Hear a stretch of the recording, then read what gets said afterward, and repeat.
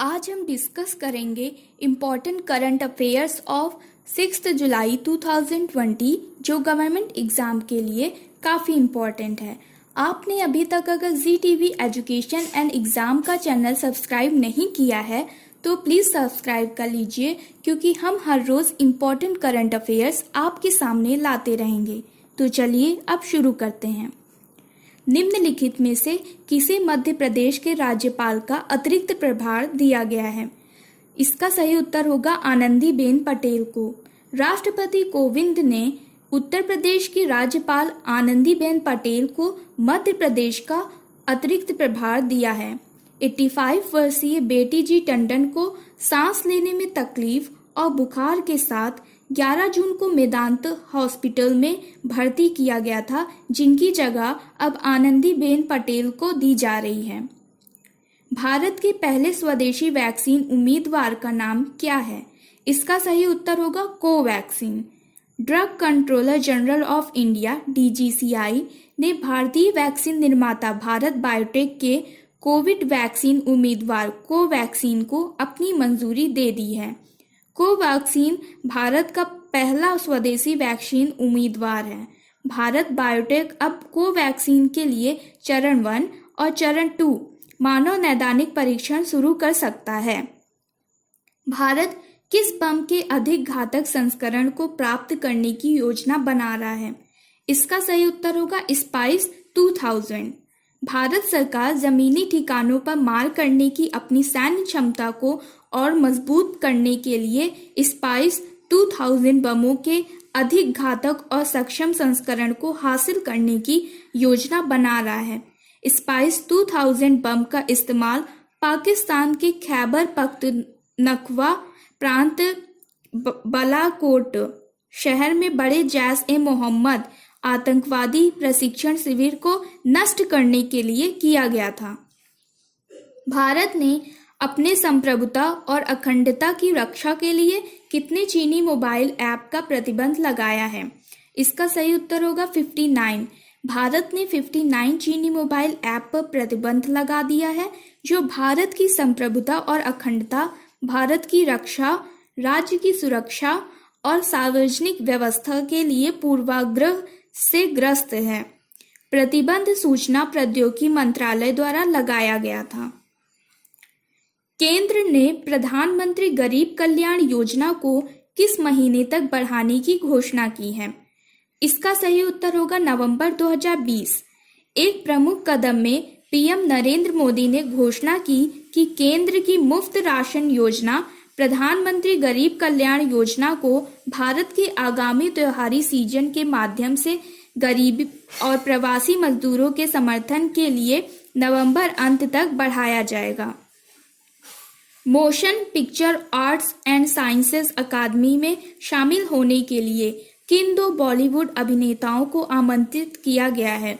इसका सही उत्तर होगा आलिया भट्ट और ऋतिक रोशन।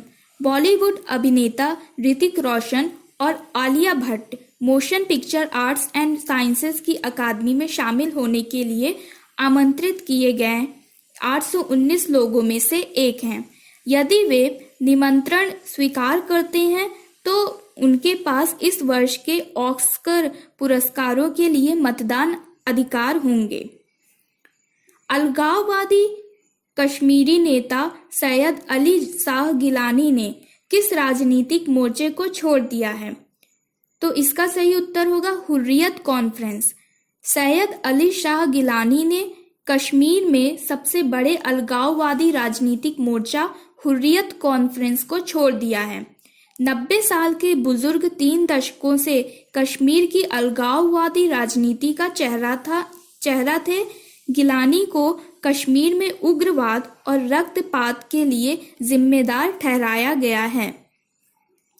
ईरान ने निम्नलिखित विश्व नेताओं के बीच गिरफ्तारी वारंट जारी किया है। तो इसका सही उत्तर होगा डोनाल्ड ट्रंप के ऊपर। ईरान ने अमेरिकी राष्ट्रपति डोनाल्ड ट्रंप के लिए जनवरी में शीर्ष ईरानी जनरल की हत्या कासिम सोलेमानी के खिलाफ गिरफ्तारी वारंट जारी किया है। ईरान ने इंटरपोल से ट्रंप और सोलेमानी की हत्या में शामिल अन्य व्यक्तियों के लिए लाल नोटिस जारी करने के लिए कहा है। किस राष्ट्र ने अपने नए संवैधानिक संशोधन पर जनता की राय प्राप्त करने के लिए जनमत संग्रह किया? इसका सही उत्तर होगा रूस। 1 जुलाई 2020 को रूसियों ने व्लादिमीर पुतिन की अगुवाई वाली रूसी सरकार द्वारा प्रस्तावित संवैधानिक बदलावों को मंजूरी दे दी, जो पुतिन को संभवतः 2036 तक 20 साल तक अन्य 16 वर्षों तक सत्ता में बने रहने की अनुमति देगा। निम्नलिखित दक्षिण एशियाई देशों में से किसने 2027 एशियाई कप के लिए अपनी बोली लगाई है? इसका सही उत्तर होगा भारत। भारत ने 2027 एशियाई कप के मेजबानी अधिकारों के लिए अपनी बोली लगा दी है। एशियाई फुटबॉल महासंघ की घोषणा की भारत मेजबानी के अधिकार के लिए 4 अन्य देशों के साथ प्रतिस्पर्धा करेगा। एशिया के प्रमुख फुटबॉल टूर्नामेंट के लिए 4 अन्य बोलीदाताओं में ईरान, उज्बेकिस्तान, कतर और सऊदी अरब शामिल हैं। पद्म पुरस्कार 2021 के लिए नामांकन जमा करने की अंतिम तिथि कब है?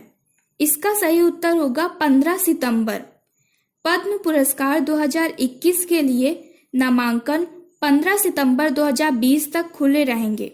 गृह मंत्रालय की नवीनतम घोषणा के अनुसार मंत्रालय ने कहा कि पद्म पुरस्कारों के लिए ऑनलाइन नामांकन और सिफारिशें 1 मई से शुरू हुई थीं। अगले साल गणतंत्र दिवस के मौके पर इनकी घोषणा की जाएगी।